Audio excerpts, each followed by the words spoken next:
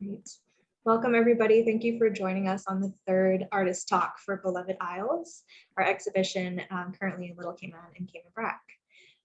So a little bit about the exhibition before we get started hearing from the artists. This exhibition rotates between NGCI's two satellite exhibition venues at the Cayman Brac Beach Resort and the Little Cayman Museum. And this exhibition of photographic works features 41 local artists and captures the unique environment and people of the sister islands.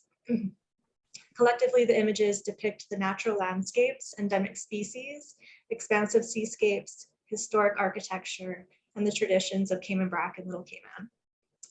The project was developed to celebrate our land of soft, fresh breezes, which provides a source of endless inspiration to our many talented artists, three of which we'll hear from tonight. So we'll start with Shallyn MacDonald, and then we'll hear from Niranjan, Dr. Niranjan Nagaraja, and then we'll hear from Janine Scriven. And just a bit about the setup tonight. So you will have a Q&A session after hearing from each artist. So if you have any questions, hold on to those or post them in the chat, and we'll get to them. And with that, I would like to hand it over to our first artist, Ms. Shallyn MacDonald. Thank you, Paige. Hi, everyone. Good evening. I'm so excited to be here and so excited to be part of this exhibition. I'm honored that the National Gallery has included me, and I'm really pleased to be part of an exhibition that is highlighting the beauty of the Sister Islands. It's something that's near and dear to my heart and has been for a little while. I'll start with a little bit about me. I'm Canadian originally.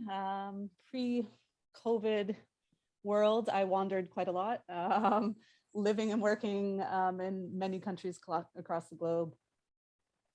My interest in photography goes back a little bit further, probably, I guess, since I was a child, really. I've been super interested in photography, but never properly pursued it till about 2016. I actually went on a learning vacation to Costa Rica and took a few photography workshops, and was really blessed to work with some really talented, super technically skilled artists, and honed my skills there. So was very lucky to get that start and to work with those people. So yeah, my creative journey with a camera didn't start all that long ago, really. It kind of coincided or was tandem with when I started more of an adventure-seeking kind of lifestyle. So got into things like rock climbing, surfing, kite surfing, and really chasing those passions. And the camera just tagged along with me, really. So it's quite a natural extension, really. It's a good bit of, I always see it as an extension of play and exploration, my photography.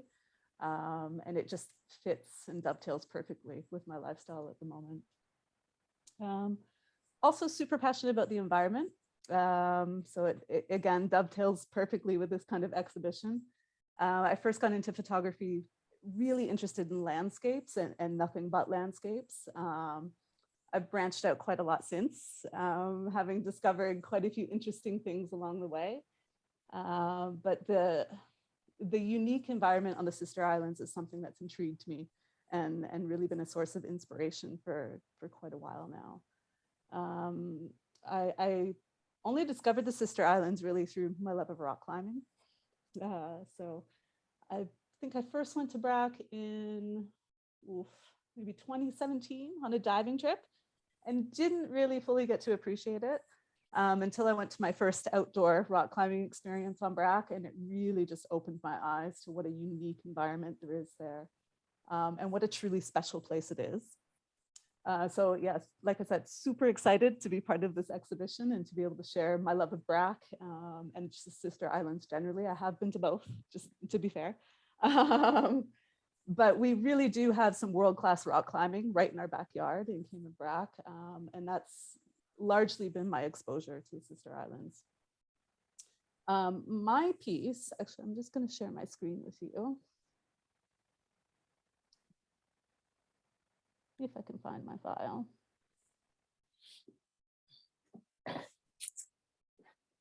Sorry, I'm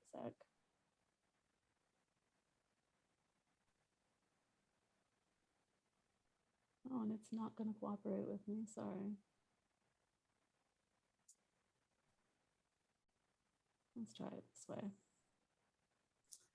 My piece in the show, I think you're going to get me twice, sorry, on screen anyway.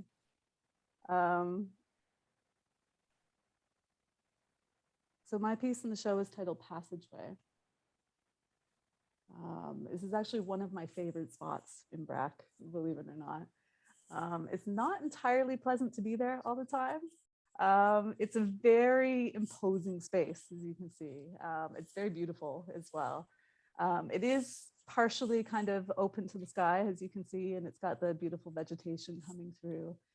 And at different points of year, it does vary a little bit as well, just because I don't know if you can't fully tell, but you can see the streaks of green and brown. It's generally the slime coverage on the walls, which varies. So you do get a lot of interesting color variation throughout the year. So it's, and I mean, of course, the light is always changing depending on where the sun is in the sky. So it's always an interesting space every time I go. It's always giving me a unique perspective. This is just one shot from a climbing trip that I did. I think this was from 2020, this particular shot. But it is one of my favorite places just because it is so imposing, but yet it's sort of close and sort of intimate. And I've titled it Passageway, which is a little bit deceptive because you can't actually walk all the way through it. It's more of a cave on the side of the bluff. But it is one of my favorite places in BRAC. Unfortunately, you don't get much breeze in there, so sometimes it can be brutally oppressive inside. You think it would be nice and cool because it's a cave, but it's not. You can often be sweating buckets in there. So it's a very interesting place. There is a little bit of climbing as well along the way, but it is one of my favorite spots. I mean, in terms of inspiration, I mean, you don't really have to do much but look at it. That's one of the beautiful things about all of my outside activities is, or my activities other than photography, is it takes me just naturally to places like this, where you can't help but sort of stop, and it's almost a bit of a spiritual moment for me, you know, like I'm always, it's always a source of inspiration, these places where there's like a little bit of sort of reverence in the air, you know, it's like an awe-inspiring kind of place. And a challenge for me particularly, or at least something that I'm always conscious of, is just trying to capture, you know, or just to do justice, I guess, to Mother Nature's artistry, really. Because it's one thing to be there in person and you have such an expansive view, and then to fit that into a 50mm frame or what have you. Sometimes it can be tricky to sort of accurately do it justice, but I think I've got it with this one. I like to think I've got it with this one. This is just one perspective of this cave. It's actually at the opposite end that you can't come out of. So I'm pretty much all the way at the end, perched on a little ledge to take the shot. But it is one of my all-time favorite places in BRAC. And there's, you know, lots of owls and lizards and other dwellers in the cave as well.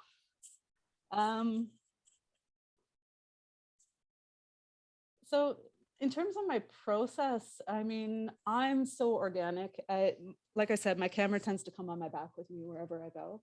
So it's for me, it's just looking at what captures my eye. It's, you know, maybe it's the quality of light or the unique texture of something.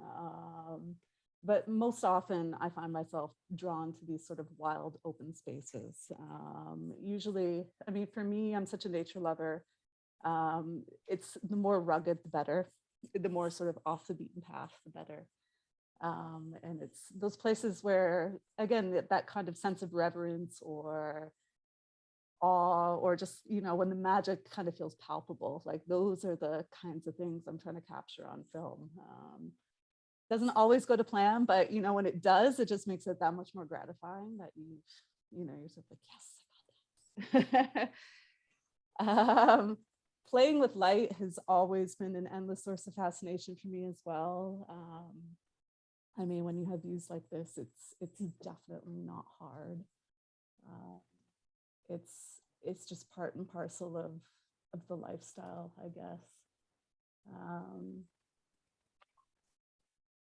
I'm just trying to find another. I'm trying to get my computer to cooperate. See if we can go to the next slide. And like I said, the landscapes, I'm going to show another landscape of Brack. Or sorry, this one actually is Little Cayman. This is actually Bloody Blay in Little Cayman, which has quite a long history. But again, it's, you know, landscapes have always been something that has captured my attention, and you know, the quality of light and the landscapes. This one is actually in Cayman Brack. This is one of my favorite spots on Brack as well. And it's not a typical kind of Brack landscape either. It's this is something, when I have a little video of this as well, I tend to show other people, especially islanders who have never been to Brack, and say, like, look at what you're missing. Like, look at the beauty we have over there. And everyone is always surprised, because this is very, I mean, my original shot, Passageway, is much more sort of classic Brack, whereas this is not something you typically expect to find. And when I'm traveling, my other sort of main source of inspiration for shooting is when I'm traveling. I actually tend not to shoot at home very much, not as often as I should, probably. Most of my inspiration is when I'm traveling, but when I'm traveling, it tends to be more architecture. That's the draw for me, or the cityscapes, or even just day-to-day life kind of stuff, capturing those candid portraits on film of just sort of, I don't know, like an old lady tending her fruit stall somewhere in the middle of town. I always find those shots the most compelling. But like in this shot, it's literally just the shadows and the details on the building. This is actually in Havana, Cuba, in old Havana. But there's just, you know, something compelling.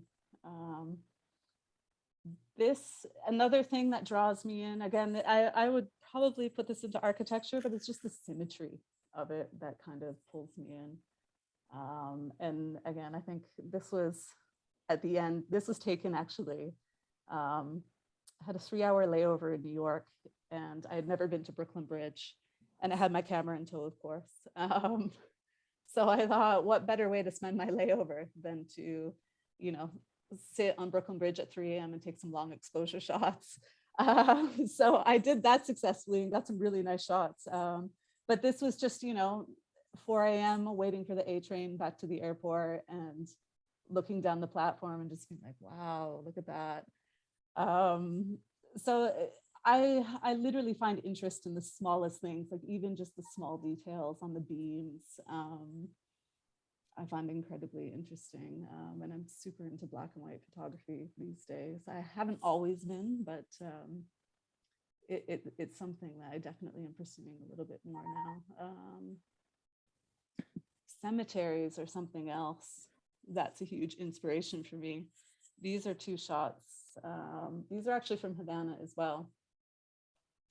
But it's this first one of the statue, it's literally just being in the right moment at the right time. And that's tends to be my shooting when I'm traveling, is looking for those little magic moments. You know, sometimes I'll hang around a square for, you know, eons, looking for just that right moment of light, or the right person to cast that right silhouette to pass by. I'm probably the worst travel companion ever, because I'll want to hang out in the same spot for 45 minutes. But cemeteries always seem to have this ethereal quality that's just, it's something I can't put my finger on, but I just love the scenery and the vibe, I guess, in cemeteries. And something that was a bit of a surprise to me as well was shooting, something I thought I would never do, is portrait work. Posed portraits I'm not a big fan of. I mean, they have their place, but for me to shoot, it just doesn't capture my attention at all. So these two shots are actually quite posy for me. The first one is Costa Rica. Actually, the gentleman in the boat is Costa Rica, and these other two gentlemen are Fidel lookalike, is actually in Havana. And I was actually trying to capture these guys with a very long lens from across the square. And they were just having this really, it's just two friends having a chat, going about their daily life. But there was just some really magic moments they were having between them, just the expressions and whatnot. And I was in the middle of trying to snap them and they spotted me.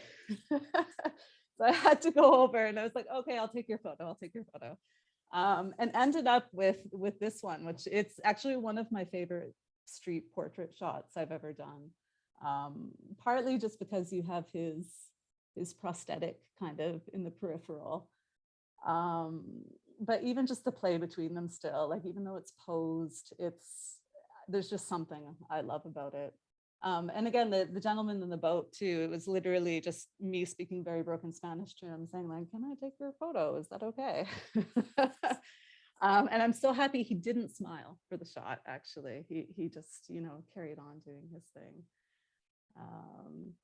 But it's those little moments, it's the magic sort of presence, or I guess the present quality, or the quality of the present moment that I'm always trying to look for, sort of capturing the dancer mid-step in the street, or some kind of heartfelt exchange between people, or like a moment of surprise or joy between two people. Those, if you can capture that on film, I find it can have a really magical quality on film, and it's one of my favorite things to shoot. Although it's equally heartbreaking when you get home and you realize you don't have the shot. Quite often for me, because I'm traveling and I'm on the go, I'm sort of snapping on the go. I often don't even get a chance to review on camera what I've got. So it's a bit of snap and pray, I guess, and just counting on your technical abilities to get you through. But it can feel constraining creatively sometimes, like if you've got 5 minutes and you don't have more time. And because for me, photography is so much play, like I'll have a baseline of where I need to start technically, but the quality of light and things are changing, subjects are moving, light is constantly changing. So sometimes you literally have like the tiniest little window to make that magic happen, and it doesn't always happen. But it's, when it does, it's always it's a favorite part of my process too, is just reviewing once you get home and the expedition or the trip is done. And then you have the fun of reliving it and looking through things, and kind of as you're going through shots, it's like, ooh, that one's close, and then it's like, oh, that's the one. So it's incredibly gratifying when it happens. I think that's all from me for now, but like I said, I'm just so happy to contribute to an exhibition that is shining a spotlight on the Sister Islands and the unique environment we have there, especially and Little Cayman has its own unique environment unto itself as well. And so many islanders, whether local or expat, have never traveled to the Sister Islands as well. So it's really special for me, and I'm really glad to be able to share some of the culture. Actually, I'm just super pleased to be part of the exhibition and to be able to draw attention to the Sister Islands generally. Thank you so much, Shallyn. And we're really excited to have you a part of the exhibition as well. So thank you. Thank you. So now, if you have any questions for Shallyn, go ahead and join us in the video call, or you can type your questions in the chat. Shallyn, I really loved how you talked about your portraiture, especially. I think that, kind of says a lot about how you approach photography, finding that kind of realness, whether it's in nature or with, human interaction. That there's, that authenticity that makes absolutely your photography so strong. And I really appreciate that. Thank You said you were a backpacker. I was just curious where you've Yeah. been before. It sounds like a very exciting Oh, hobby. I mean, I've lived and traveled in a lot of different countries. I mean, I've been fortunate to live in the UK and in Europe. So a lot of travel has been based out of there. But I've even been to Bali and Australia and South America, but many more destinations on the list. The challenge for me right now actually is the balance between shooting, sort of expedition kind of activities or adventure activities, and just being present as well, because there's so many times when I'm glued to my camera, like you're missing the present moment, and I'm trying to capture that on film. So it's a fine balance, but yeah, getting there. That's great. Well, with your work in particular that's in this exhibition, Passageway, I know when we were reviewing it as a curatorial team and with the committee as well, it was very hard to narrow down your photography to begin with, but we loved the perspective from Passageway, and it's something that I feel like a lot of even visitors to Cayman Brac won't get to see. So it's kind of sharing a hidden gem that's on the island there, and the Absolutely. way you kind of set up your camera, the perspective, it really feels like you're there, and the walls feel so expansive, and it's just a really powerful piece. I'm glad that came across. Thanks. Does anyone have any other questions for Shallyn before we move on?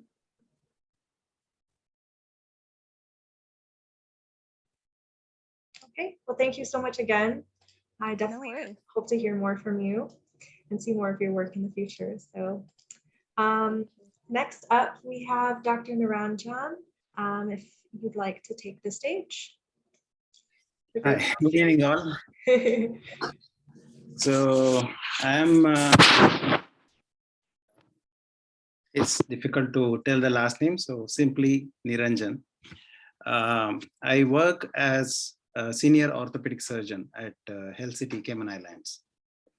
I'm here from last 6 years. So 2015, I came to Cayman Islands, and I started going to Cayman Brac probably about 1.5 years back. So we started a clinic at Cayman Brac from Health City.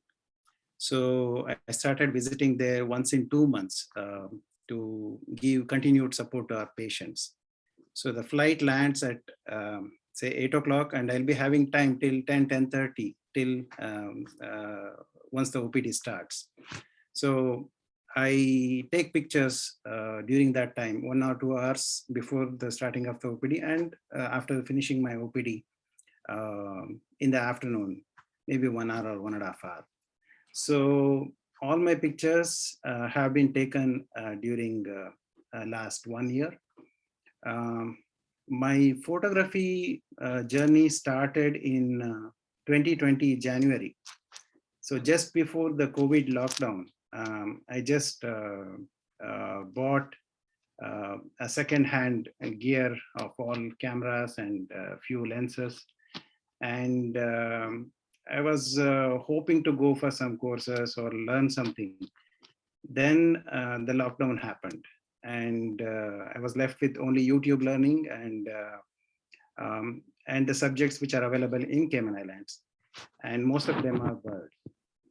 So ended up taking birds as the main photography subject.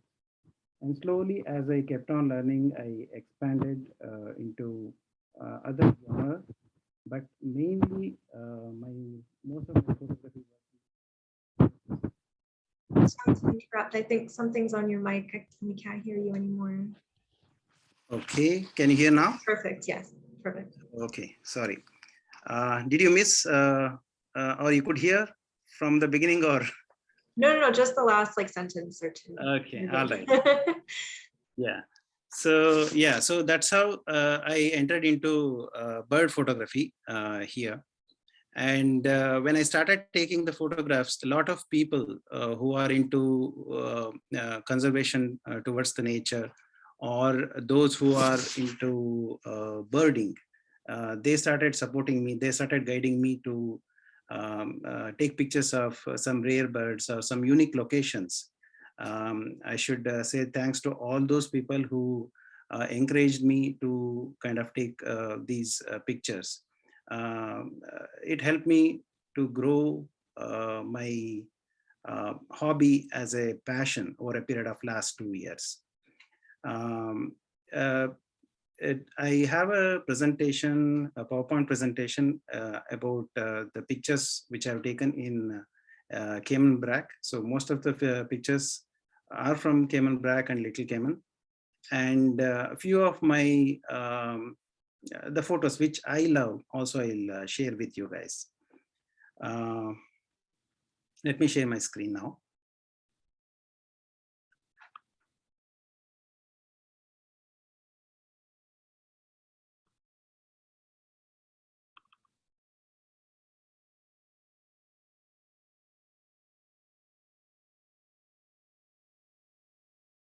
Okay, you guys are seeing the sorry, yeah, you're able to see the screen now. Are you able to? Okay, fine, thanks. Yeah. So these are my hobbies. Basically, I photography. Sometimes I do painting and sketching, and sometimes I do sculpting with clay. These are my main interest. I have a lot of other interests too, but these are the main ones. So this is the image which has been selected by National Gallery. I have titled it as Owen's egret. It's a reddish egret. This was shot on Owen's Island. So basically I had taken a break in Cayman Brac for a couple of days. Then we thought we'll just go to Little Cayman on a boat trip. I never knew that the sea is going to be very choppy between Cayman Brac and Little Cayman. A few of my friends told me not to go in the boat, take the flight. But I thought, okay, how bad it can go. So I thought, okay, let me go. On the day of the travel, there was a storm. You can see the background with dark clouds, and the waves were high. I don't know, maybe around 10 feet or 12 feet, I'm not sure. And it was, by the time we reached Owen's Island, I had nausea. I threw up once or twice. So then I realized it's so bad. So basically, before this image, my mental status was very sick. I was cursing myself why I didn't listen to my friend's advice. I have motion sickness too, so everything added up.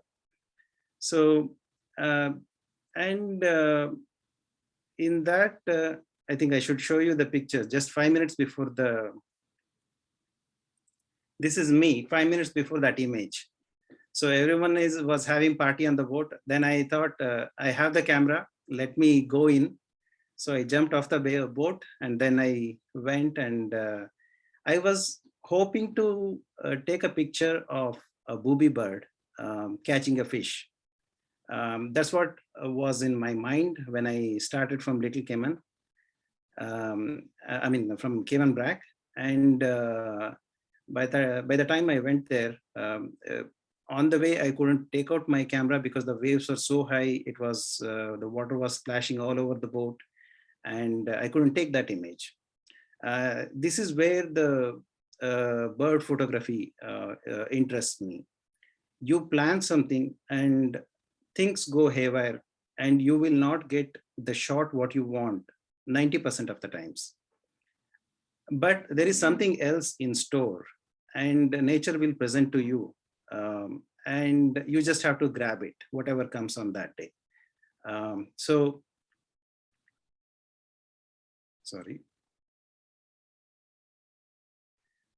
Yeah, so this is the image taken at the south end of the Owens Island.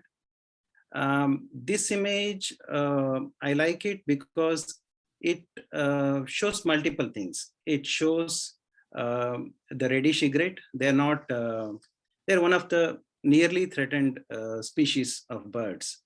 They're not endangered, but almost, they were endangered probably, but now they're nearly threatened. There are somewhere around some 2,000 pairs of reddish egret, 2,400 pairs of reddish egret in and around USA. So the bird is unique, and it shows where it feeds, where it stays. So it feeds near the backwaters or near the tidal waters, which come from the ocean and get collected. So the fishes will get collected along with that water, and that is where it feeds. And it also, someone mentioned me that it shows the calmness of the bird with the stormy water gushing on the background. So these are some of the things which kind of makes this photo interesting. And the quality of the equipment and the technique makes the difference.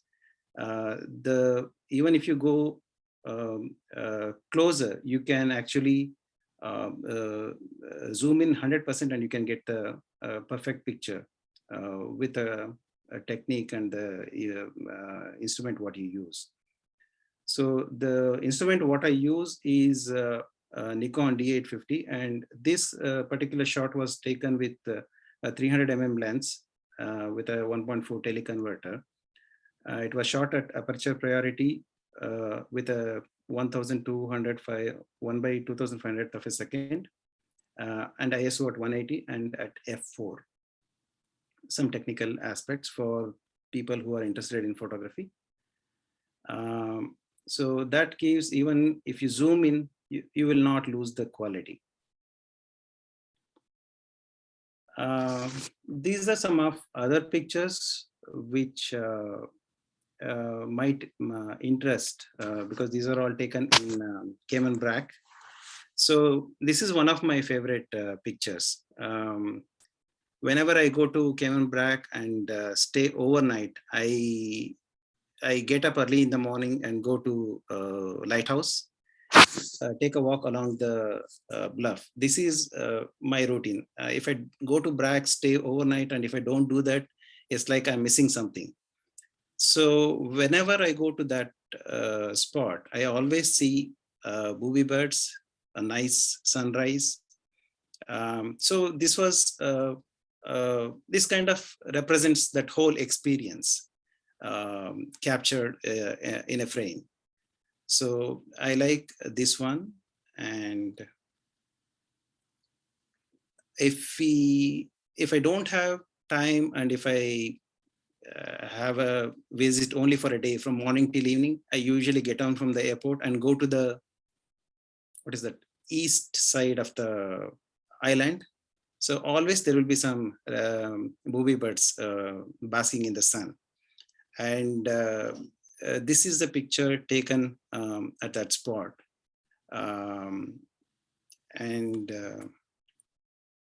The good thing about the booby birds is they're not scared by us. So if you spend some time with them, they allow you to go a little near. So this was a wide angle view of booby birds. And if I have to think of any bird which allows me to take a wide angle perspective, any wild bird, I think it's going to be these booby birds. For other birds, it becomes very difficult to take that. And this is one of the common views which I come across from the bluff. Those clear, the dark blue water and these white oriental birds flying on the top. The pattern, the wave pattern on the background with the contrasting bird. It's a very nice image. It forms a nice frame. And this one kind of represents the dominance of frigate bird over the ocean. So I was picking up the coconut bread from Brack. So that time there was some time, and they told me to wait for half an hour. Then I saw a fisherman was feeding the whatever he was cleaning. He was throwing it to the ocean, and then the frigate birds were picking it up.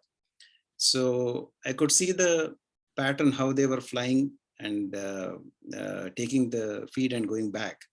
So I positioned myself in such a way that I can use my 20-degree wide angle and take this picture. I like this picture a lot because it's hard to get this kind of perspective films, and it shows the frigate bird in action, kind of fills the frame. So I like this image.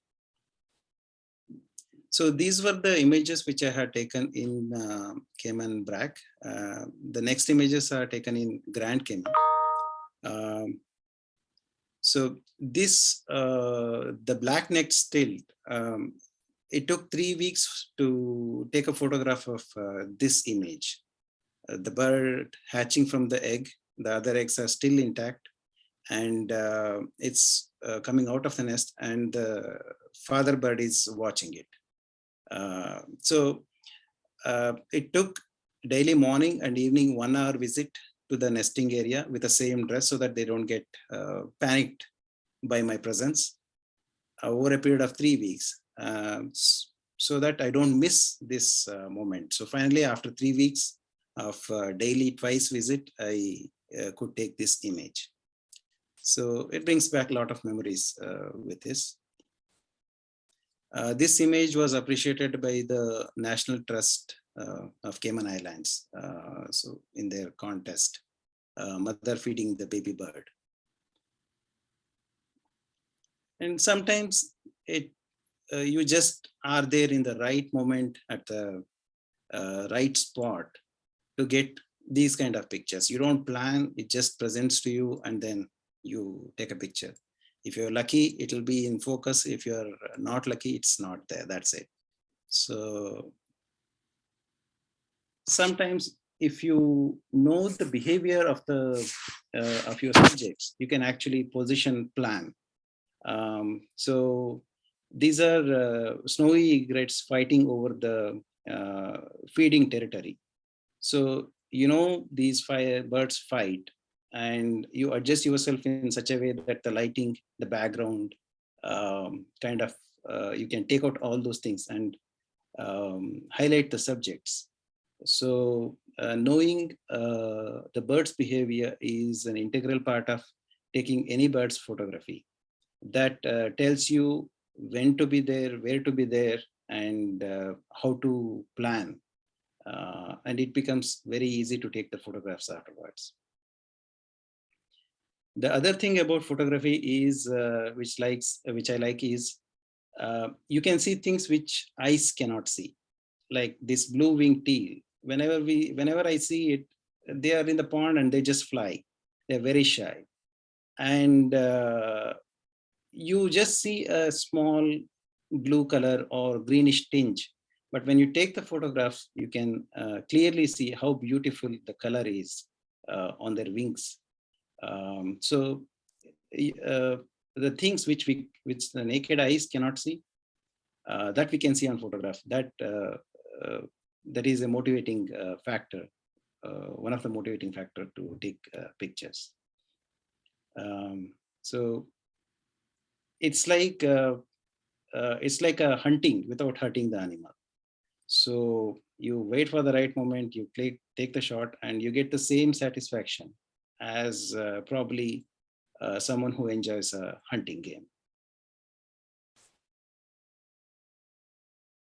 So this is an Antillean nighthawk taken at near the bluff at Cayman Brac.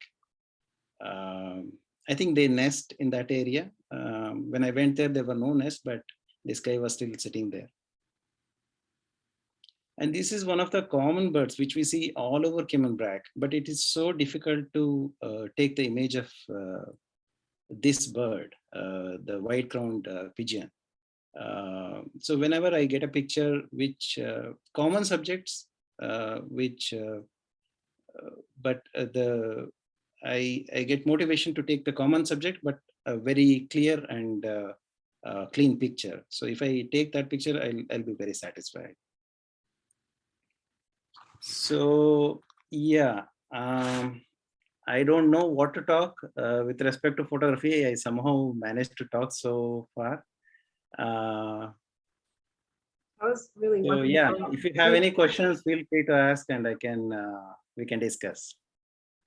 Thank you so much, Niranjan. That was really wonderful. We have some really nice comments in the chat so far from Kelsey. She says these are stunning captures. Janine says right place and right time, and the lighting is beautiful. And Rain says beautiful work. So have some Thank you. in the chat. I was reading somewhere, right time, right place is one thing, and knowing which is the right time and right place, it is a different thing. Yes. So all these birders, they definitely they tell me which is the right time and which is the right place. So I owe it to them.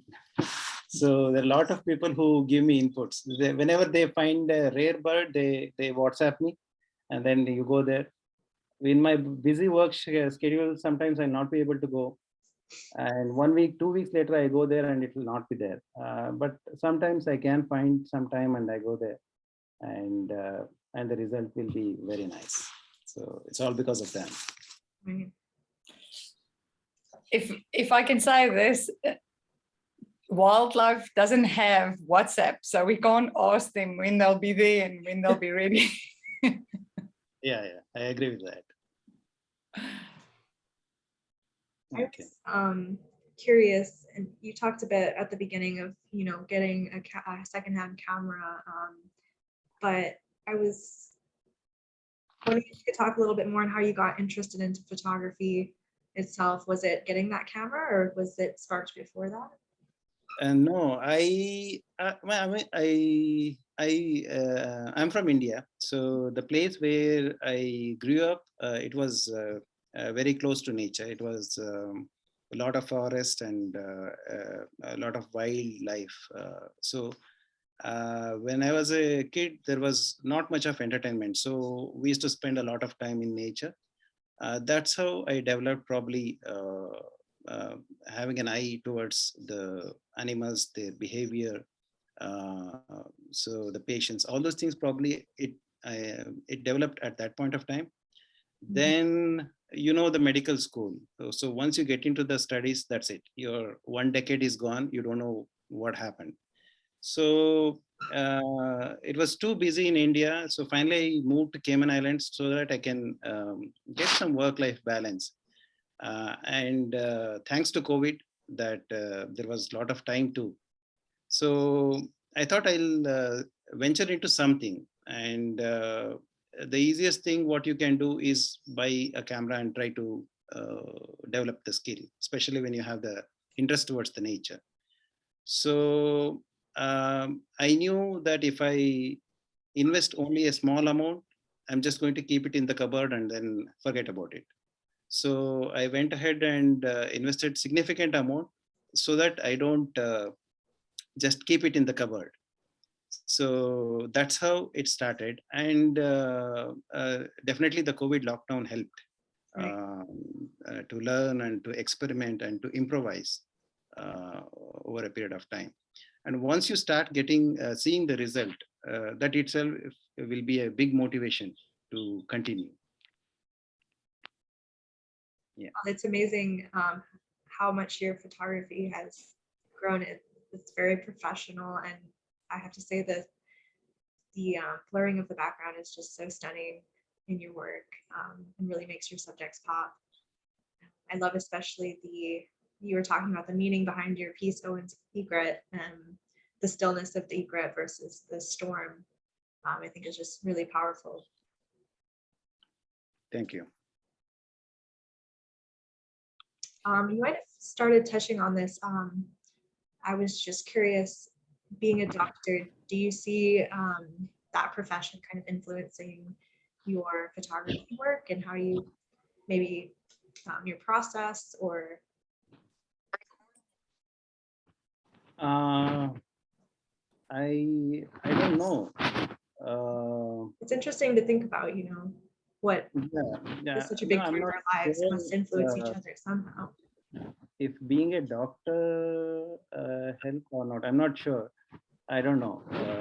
But yeah, it is your nature. So if you have the patience and to wait, to accept failures, because 90% of the times when you want to take something, you will not be able to take.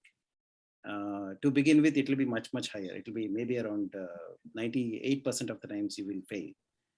As you get better, probably you will end up at 90% or maybe better.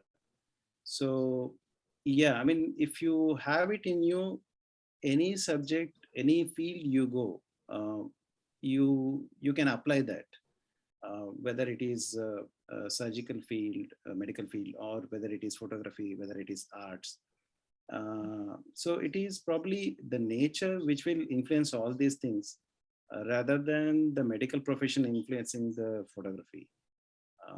Yeah, but I can say that my orthopedic experience has helped in fixing the doors and the wall frames and other things, because I have to cut and I put the screws. So definitely the medical field has helped me for that. Right. That's great. You do never know how it can help you, and that's great. Okay, welcome to a few people who just joined. We just heard from Dr. Niranjan, and we are going to now hear from Janine Scriven. So I'll hand over to you. Hi, I'm Janine Scriven. Some background, I'm South African. I'm sure you can tell by my interesting accent. I grew up with a family that loved nature, living in Africa. My dad was a very avid photographer. So, and I can remember as a child asking him, how many times do we have to smile? And how many more pictures is he going to take?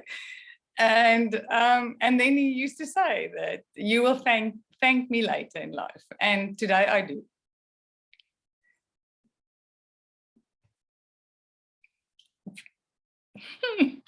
Photography absolutely gives you the ability to make your memories tangible. It is something that I don't have to describe to people. I can just show them a picture. And I think in the difficult times that we've lived in COVID, if it wasn't for any audiovisual, it would have made it really difficult for so many people. So if we think about it, I take photographs because I want to make my life pretty. But it also gives you the ability to show love, affection, kindness, but it also have the ability to remind people not to repeat history. Whether I had the opportunity to work in Africa, where I did a lot of documentary work, and it was difficult at times. You see hunger, and there were wars, things like that. But there was also beauty in all the terribleness that was surrounding. And then Africa as a continent is absolutely amazing. The same coming here, I will never forget flying over the island. And when we came to land, I said to people, it cannot be this. This is not it. And I remember the person next to me saying, what do you mean? And I said, it is so small. But on an island this size, it is amazing the beauty that you can find. And I think that is the thing, is that people need to really change how we look at the world, because everywhere in an island this small, there is so much beauty. So in a world that there is a lot of places that a lot of us would never be able to see, if it wasn't for photography, we would never get to see it. And I remember as a young photographer, I would try and copy whatever travel photography I could get my hands on, because I only got to leave South Africa at the age of 21. Was the first time that I ever went to Europe, and then after that America and that.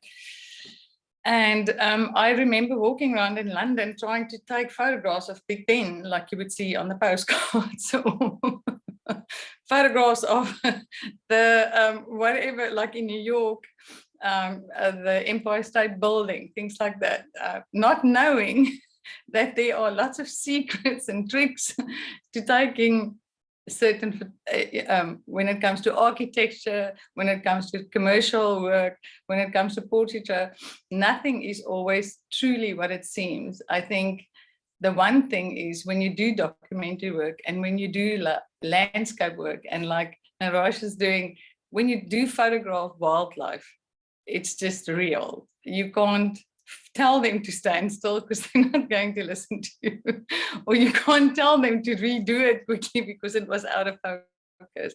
So that side of the photography I absolutely love, that you have to be the patient one. It's not the subject. They don't have to wait for you.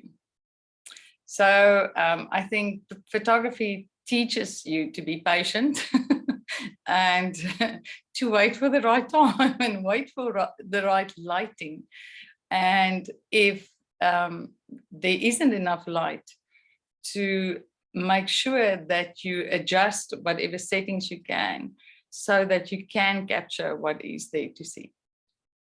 Because even in very little lighting, you can still take amazing photographs. So if I can go ahead and maybe share some of my photographs with you guys. Okay, let me see. I have no idea how to do this, so. Okay, so shall we? That was my entry for the photo that was in the exhibition. And it was taken in the cave. I did not use any lighting, as in no flash, no nothing. It is all just available light. And it's the longer the exposure, there's a very fine line that you have to balance it, because you can get distortion after a certain time period. So but by leaving my lens open and not using flash, the nice thing is that you do get all the different colors of this orange, purple. None of this, it's all just there. It is the crystals in the sediment that settles on the rock that will give you all the different colors. And I think that is what is so beautiful about all of this. Okay. A bit bigger. Are we good, or is there something? Sorry, I was just wondering if you could make the image a bit bigger so we could see it closer. Okay, sorry, I don't know how to do that. Oh, no worries. I think you could. Can you not click on it? Double click on the image. Okay, I have no. So what you seeing and what I'm seeing, is that two different things then? Oh, okay. Sorry, never mind then. We can. Okay, it's so it's a little box on the side. Oh, that's better. Okay. Is that better? It is. Thank you. Okay. Sorry, I'm new to the technology. It's okay. I think and then one thing that I do want to say is that I started off in photography on film, which was, I went through the process of developing all my own film and then printing it. And the anticipation of having to take a photograph, not knowing what it's going to look like, and then having to go and develop it and print it was nerve-wracking in certain situations. In today, I think we are extremely spoiled in the fact that you take a photograph, you look at it and go, oh, no, that's not nice, and you just retake it. We did not have the privilege prior to digital photography. So I think it really makes it a lot easier. And I wish that many more people would actually get involved, but because it's not nearly as time-consuming or as expensive as it used to be. That doesn't depend, well, it depends on the type of equipment you use, but you don't need the most expensive equipment to take a really good photograph. And we had to test that when I was studying, where we actually used a square box that copy paper comes into, and we had to make a tiny little hole and then take the side of a soft drink can, and you would make a pinhole in that, stick that to the hole in the box, go into a dark room, put a piece of paper in there, go outside and try and determine how long to expose this. And that's how we made our first photographs when I was a student. And if you hold the box still enough, so you used to tape it down or whatever, and the exposure was sometimes something like 25 minutes, you would get a pin sharp photo. And so people that say it is your camera equipment that determines the photo, that's not true.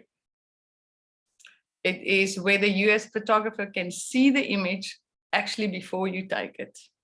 And then it's just to balance the light. So I'll go on to my next photo. So I'm learning, sorry. Okay, let's try. Okay, so let's see.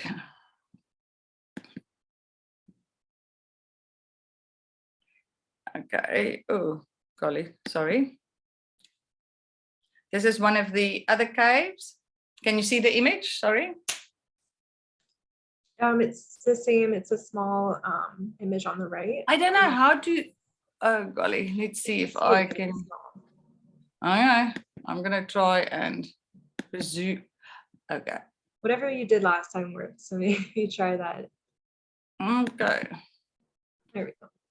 Is that better? Yes. Okay. So as you can see there where the white light is, that is the entrance to the cave, and this is the rest of the cave. And again, this was taken without flash. This is available light, and you try and balance that you don't have the white light coming in through the openings to burn out the rest that is there, so that you pick up the colors of the cave. Okay, so now I'm going to try and manipulate this. Let's see.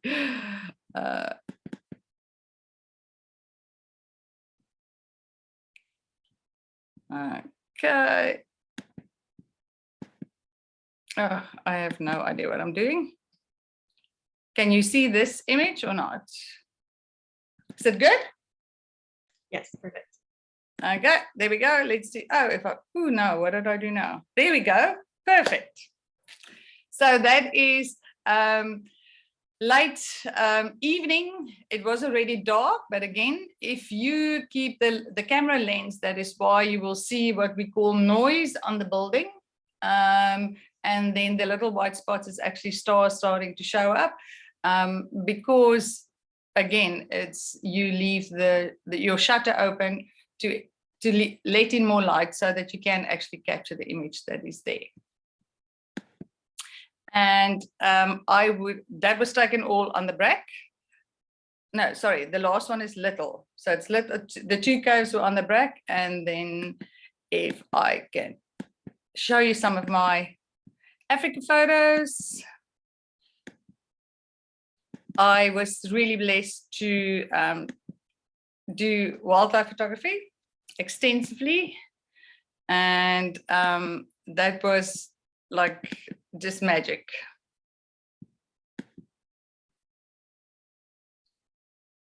I don't know how you people get it so that it automatically goes from the one to the other. Again, they did not wait for me. I was lucky enough to be there when they were there.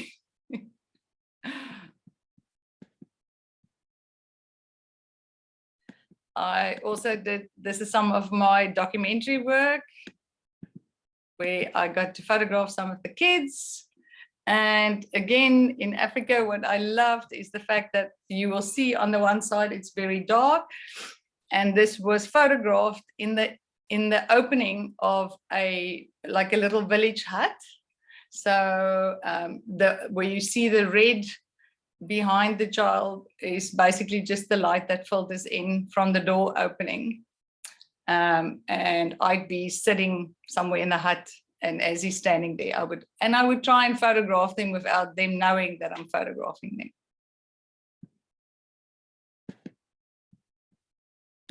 And this is one that, oh, okay, wait, I'm struggling here, sorry. Just get that, there we go. I don't know if are you seeing this okay or not? It feels a bit weird. You just have another screen that you're not sharing that we can't see, but our view, we can see all your file names, and then we see the image on the right in a preview. So is this, because on my screen, it's a big image. So is it not on yours? I think what's happening when you click share screen, Yes. if you click on the big image, it'll switch the view. So if you reach into that. So if I click on the, okay, sorry. So there, what do you see? We see all of the file names, and then we see a preview of the image on the right. Oh, so you don't see what I'm seeing at the okay, sorry. I can see a big screen just of you on the side. And okay, let's try again. You could try your desktop. Okay, because it says, okay, stop. And then I'll try again. So if that's the image, can you see it now? Yes. Now I can see it, yes. Okay, so then I'll do this. The share screen can be very tricky. So it is. At the moment for me, very. This is trying. Sorry. Okay, I'm going to do this. And that. Hopefully we'll get there. I'm so sorry. No, you're fine. I just want to show you some of the underwater photography that I did. And then we're good to go. So let's see. Okay, so zoom. Okay, let's go. There we go. So can you see this one or not, or yay, nay? Yes. Okay, so I was lucky enough. I've never done underwater photography, and as I flew into the small island, I got myself a little GoPro, and yes, it has done amazing things for me. I never thought I'd ever venture into it, and even with a GoPro, I managed to photograph a really cute little seahorse. And I think the quality is not too bad, because GoPro on video is really good, but I think when it comes to stills, it's not the best, but it worked really well. So I was really chuffed with this. And then there's one other image that I absolutely love. Let's see if I can get that.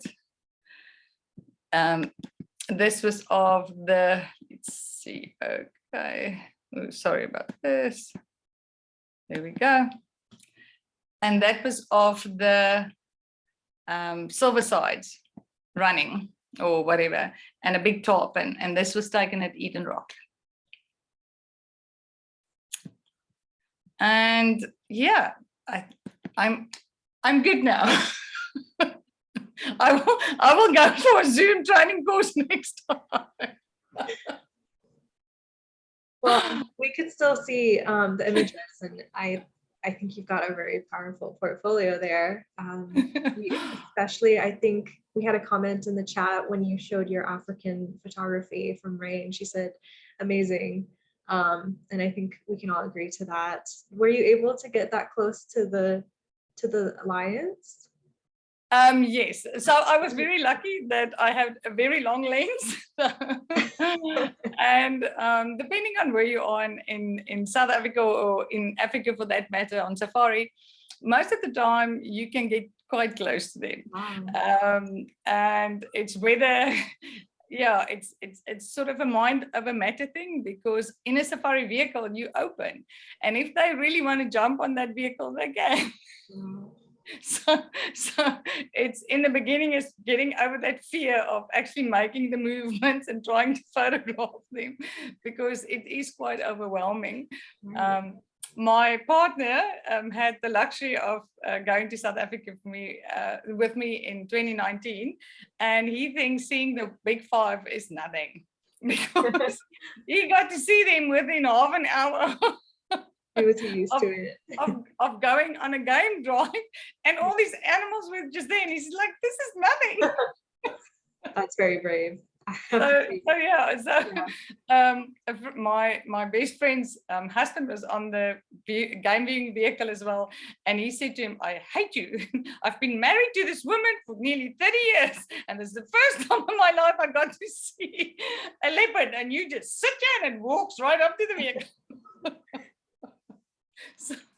So yes, there are times that you will get to see amazing animals, but then believe me, there are times that you're going to see nothing. Right. So It sounds like you're all familiar with that, right? Some days you don't really see anything. Yep. And other days you get amazing shots. Yes. That's wonderful. It sounds like you're quite the adventure photographer. Yes, From I think to encounters with lions. That's just incredible. Yeah, I think the big thing is my love for travel definitely started through photography and not the other way around. I think because of being able to look at photographs and wanting to see the places for myself is where I decided, but I want to go and take my own photographs of that specific place. I really loved what you said at the beginning of your presentation as well, that photography was making memories tangible. And I think that's just, it's kind of getting at why we even take photos. I know I have a million photos on my phone camera, and I just try to keep those moments that I find special. And it's, all of you have done the same thing. I think it's powerful in that way. If you like Niranjan said, is the fact is he paints, he does sculpting, things like that. So I tend to be a little bit ADHD. So I do struggle with waiting. And I think with photography, that is the nice thing, is that you can take the photograph and you can see it and it's there. And it's not going to take me half an hour anymore to develop anything or print it. And it helps with me. My mind is so busy that I don't always want to tell the story, but I can show people the pictures. And that I think is the beauty of photography for me. Right, definitely. Joan had a great comment for when we don't see those animals out that we want to see. They said sometimes you have to make the most of spotting different tree and grass variations, which is also very true. And we actually have on right now Terra Botanica, which focuses on the wild botanics and trees, plants, flowers of the Cayman Islands. So that's kind of looking at that other aspect of photography and artwork in general. But that's very true. And one thing that I can remember is like when my son is 20 now, when I moved when he was little and we lived in the UK, there was no video calls and things like that, or like Zoom or anything. So I remember that I printed photographs of all the family members and friends in South Africa to remind him of who everybody was, because he was only like a year old. So that was his visual thing. It's like I used to sit and this is so and so and so and so. So whenever he saw them, he knew who they were and not like who's that. And it's amazing how that visual stimulation work. And even today is the fact with people that are non-verbal or whatever. It's amazing what photography or photographs can do for them. That's a great point. Yeah, lots of educational opportunities as well. Yes, yes. So thank you for the opportunity, and I hope we're going to continue this in the future. We've got lots more photographs. It is so great to have you, and all of you. I hope to see more photography and artwork from you soon, and hope you stay involved in the gallery. Definitely. Yeah. Are there any other questions for Janine or any of our photographers here?